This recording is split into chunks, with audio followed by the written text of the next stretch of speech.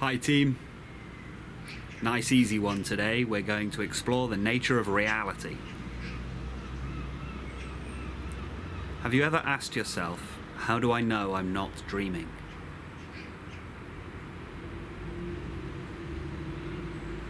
If you've never asked yourself that, let's explore it now. If you take the current experience that you're having, you are aware that you are having the current experience. How do you know that it's not a dream?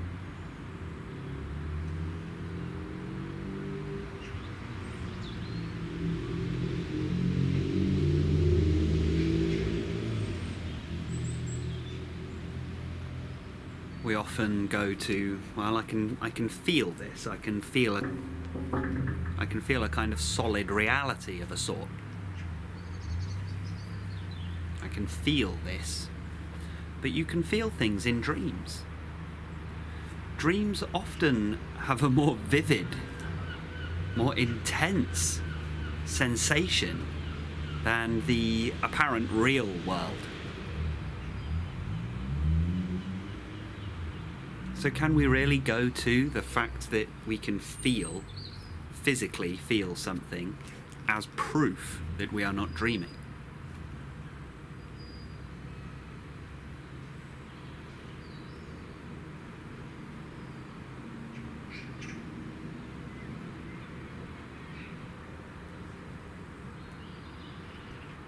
If we're feeling very lazy, we might just say, oh, well, it's obvious. I just know it's not. I know it's not a dream because it just isn't. All right. I just know it's not.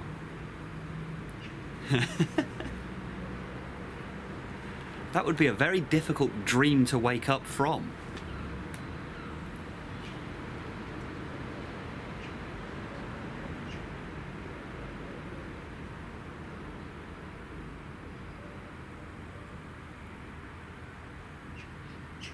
We know what it is to dream. But let's say you had a particularly vivid dream. You wake up from that dream, and I ask you, was that dream real? How do we begin to answer that question?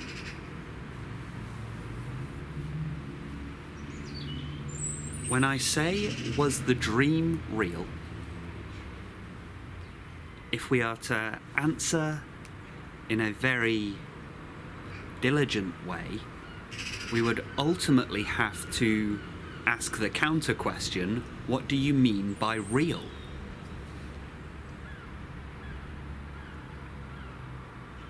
And if we're exploring the nature of reality now, we must ask, what do we mean by reality? What do we mean when we say real? Was the dream real? You wake up from a vivid dream, an intense dream, perhaps even a nightmare. Was it real? You had a real experience. That cannot be doubted. The awareness of a very real experience occurred.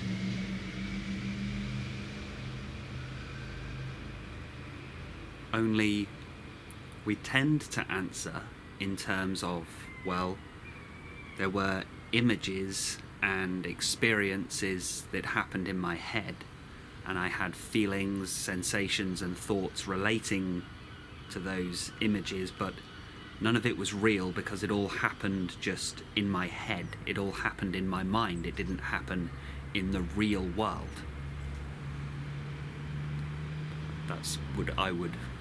If I would dare suggest that's a very conventional, logical, a kind of a standard response. But let's explore then, what is our experience of life? I might say, well, this is all real because I'm perceiving real objects. But where does the perception occur? Where does the perception take place? if we're going by the scientific model, the actual perception takes place in my head. If we're going by the conventional scientific biological model of consciousness here, it all just takes place in my mind, does it not? No, there's a supposed external world, but how do I know?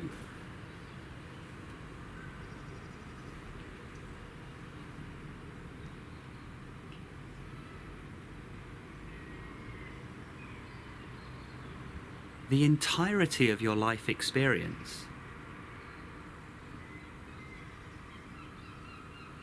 takes place in your mind.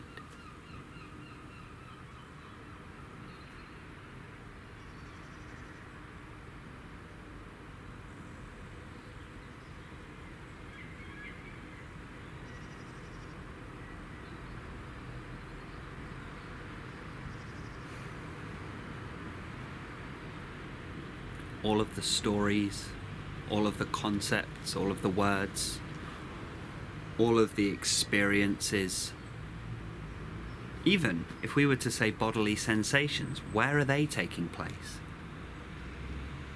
They are taking place in the same space as the rest of our experience.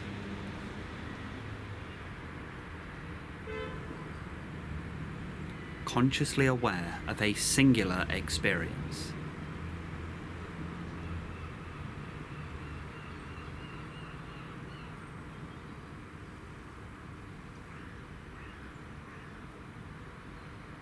So in the same way that I might ask, was the dream real? Could I also ask, is your life real?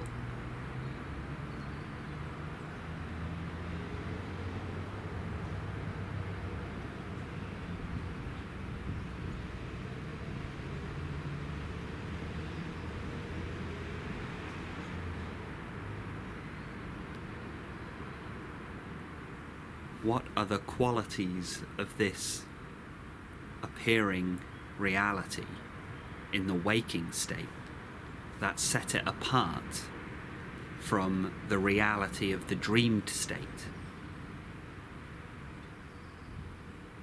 And I'm speaking experientially now, experientially. If we didn't go to concepts, but when we're talking entirely about the experience, the realness of experience,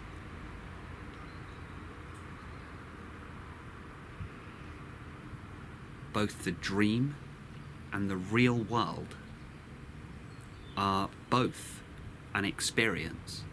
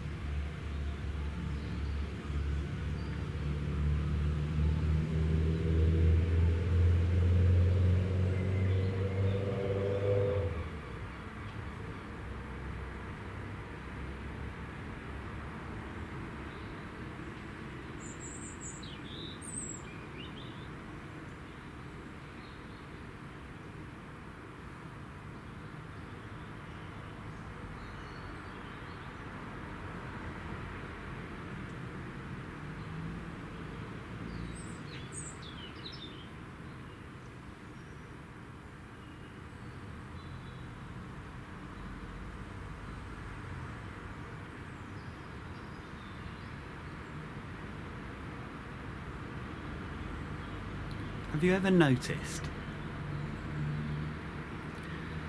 in a dream, there's a weird, a sense that you're kind of in control, but not fully. A strange,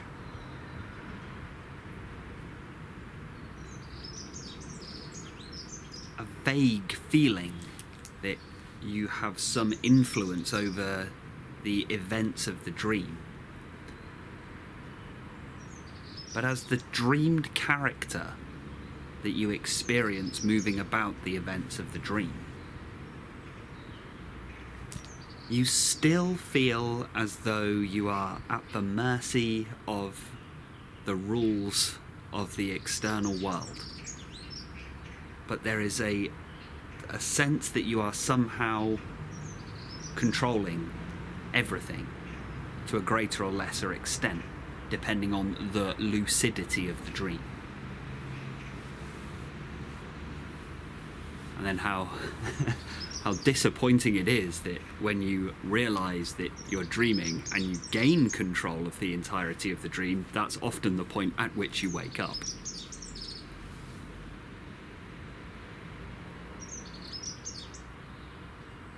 And I wonder if you've ever felt something similar in the real world also.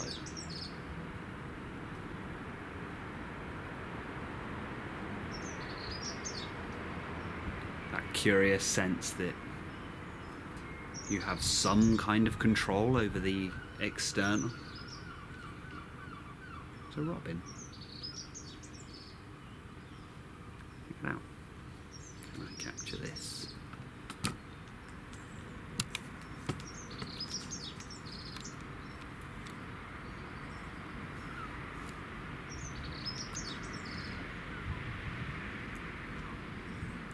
Hello, little robin. Hey.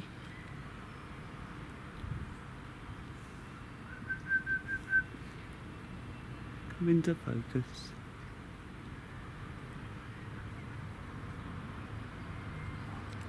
Ooh. Ooh.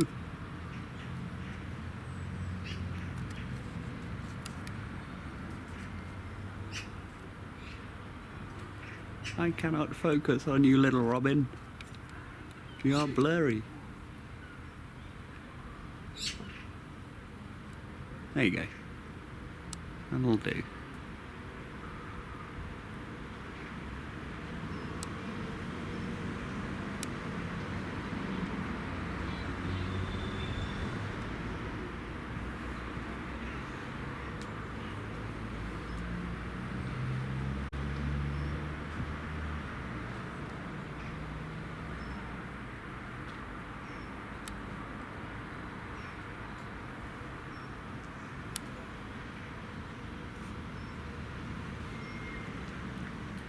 Who's watching who here?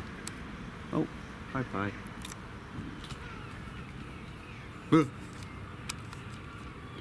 Zoomed in on that hideous ogre instead. Oh wait.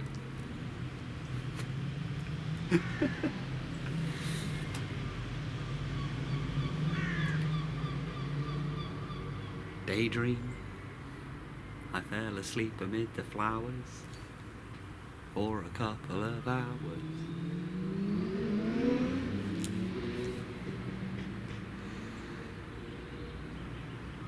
Where was I? Something about rules. I don't know.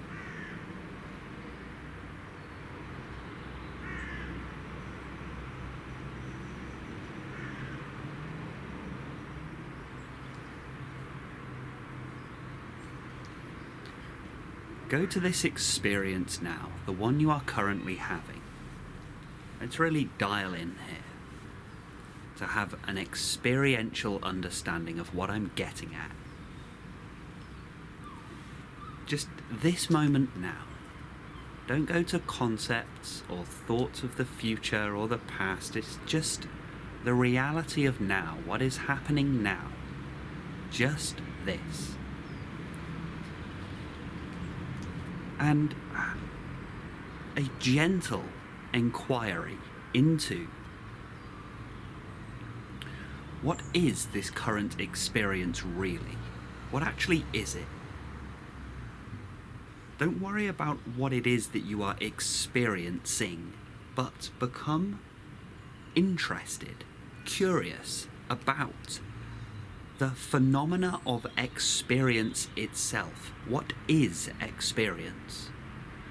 Considering the entirety of our life as an experience, it might be a good idea to understand what experience actually is.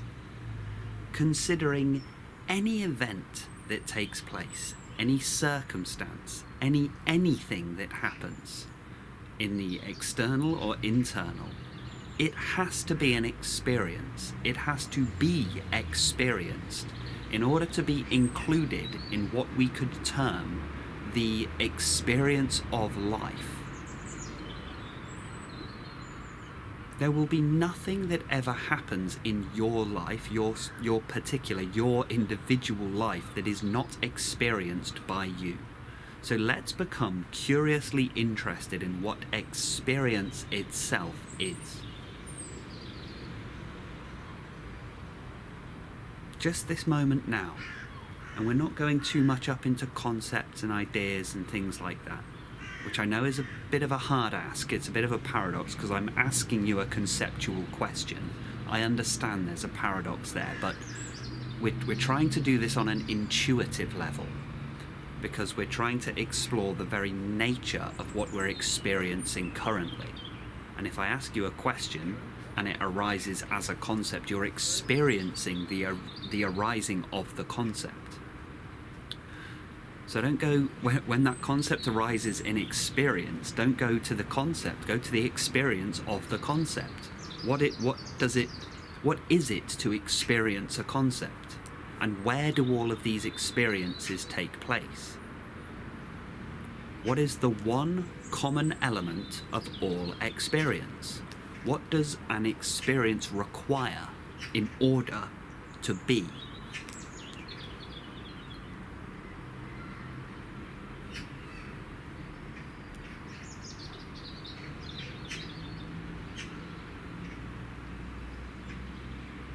So taking this current experience and coming into the position of consciousness of being the awareness that is aware of this current experience. And just put it all together. Everything. Sight, sound, touch, taste, smell, thoughts, feelings, emotions, bodily sensations. Just all into a single, we could say, sphere of experience. Just this thing, thisness. What do they all have in common?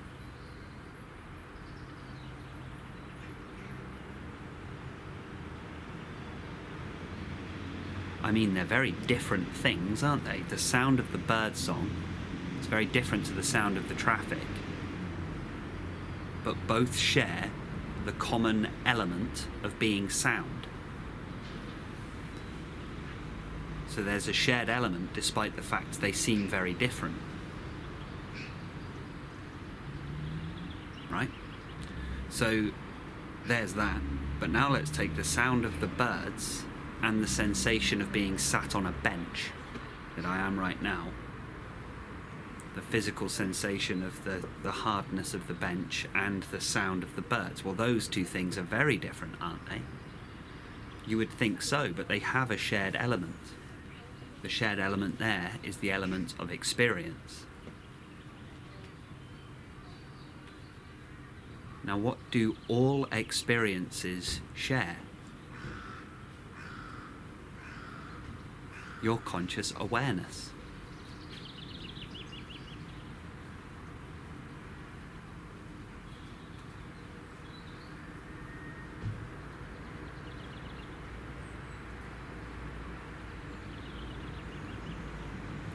Now let's compare the dreamed world.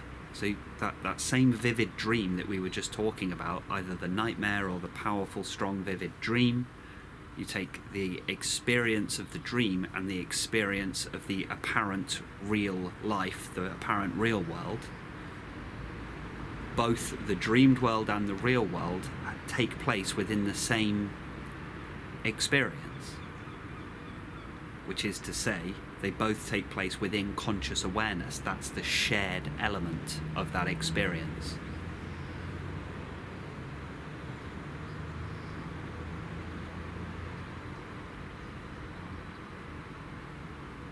And everything is picked up by this conscious awareness of experience.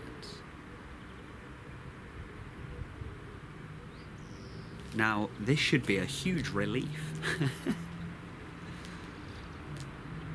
If we stopped trying to analyze experience and instead just be aware of the experience, we find a great deal of peace.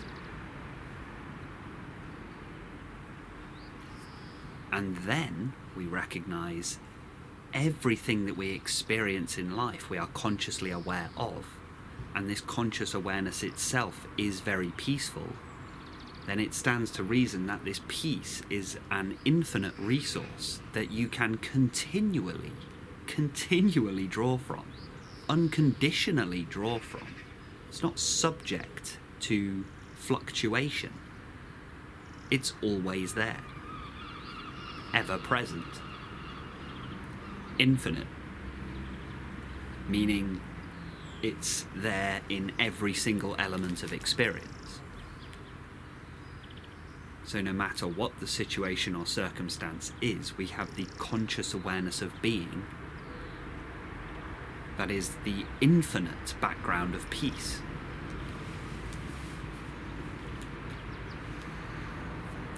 Now, we might say, but what about those situations and circumstances that are not conducive to peace? They contain suffering. Well, even suffering is experienced. Boy, is it experienced.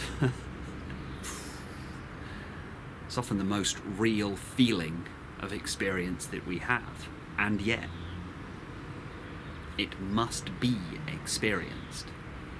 In order to exist, it must be experienced. And in order to be experienced, it has to be made out of conscious awareness.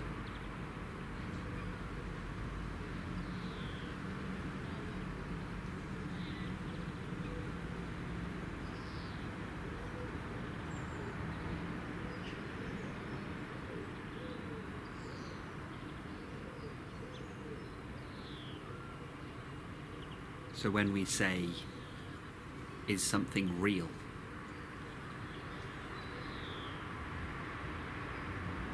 All we can ever really respond is, well, it appears real. That's about as far as we can go.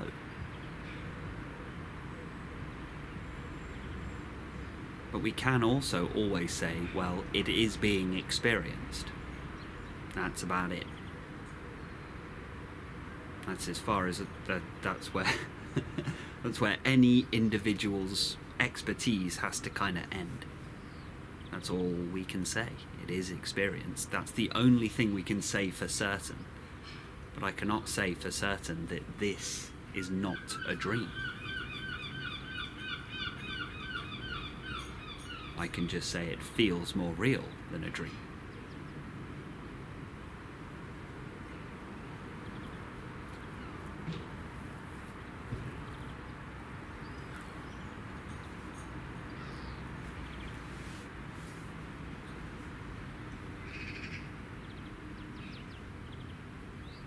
Have you ever had a daydream? I fell asleep amid the flowers.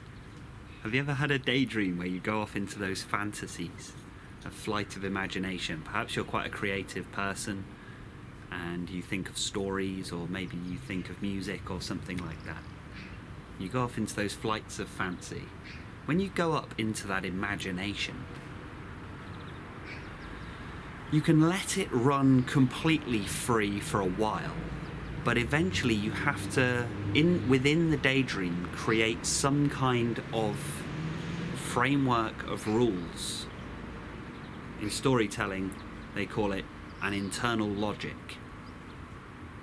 Like even in stories where there's magic, the magic needs to have some kind of rules, otherwise it's not an interesting story. There's rules to the magic system in things like Harry Potter and Lord of the Rings. They need an internal logic. Now the story is complete fantasy. None of it's real, right?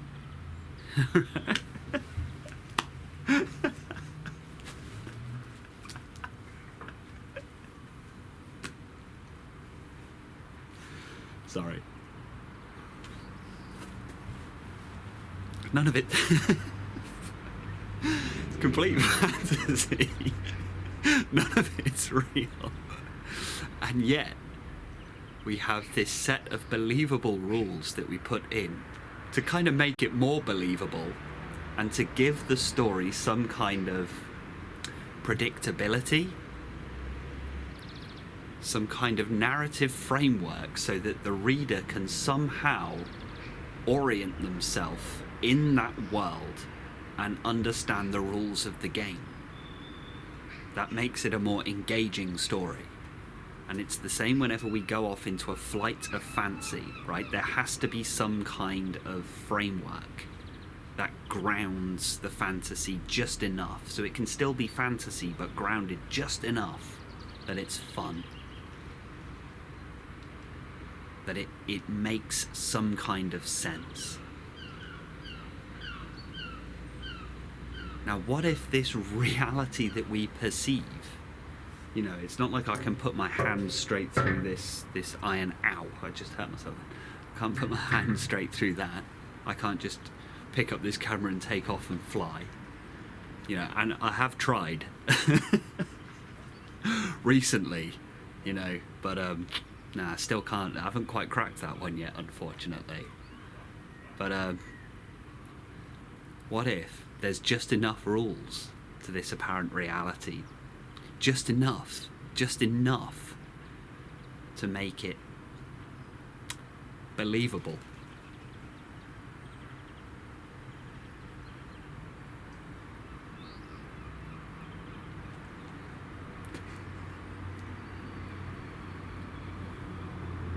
Just enough so that there's some kind of predictability, so that you, as the protagonist of your dreamed story, can have some kind of grounding in an understanding.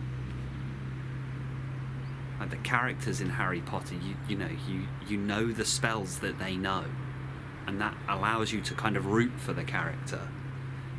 If they had just infinite power, it wouldn't be much of a story. There needs to be limitations on characters, otherwise it's no fun.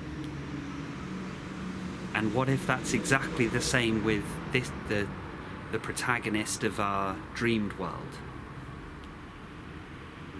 On the Hindu idea of Maya, the illusory reality. Or rather, more interestingly enough, Maya actually refers to God's power to delude people into believing in an illusory reality rather than the illusory reality itself. Anyway, what if all of this is imagination? Meaning, takes place within your experience, but that experience takes place within your head, your imagination.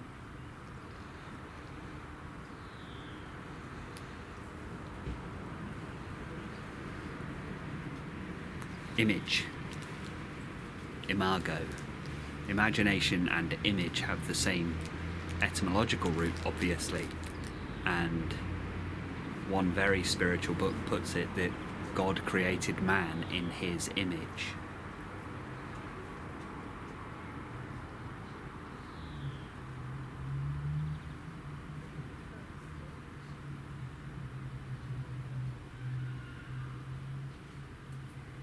And what if within that image, within that imagination, there needed to be just enough rules,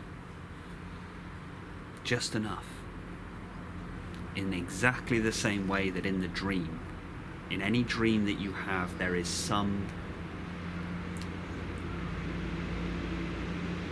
narrative in order to make it an enjoyable dream, or to make the nightmare so terrifying.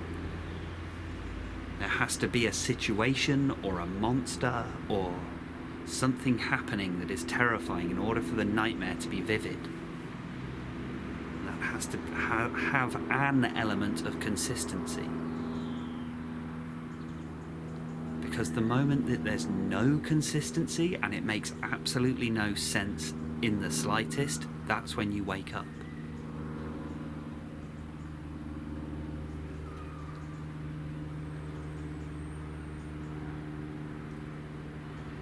What if part of the confusion that we find on the spiritual path is we're trying to wake up from the Maya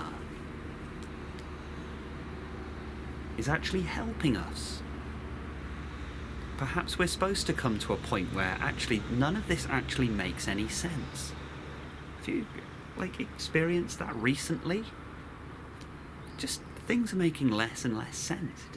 This doesn't add up.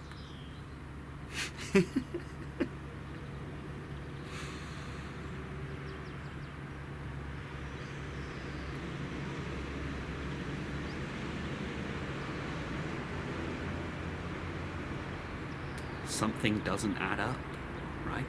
You don't have to look very far to see that.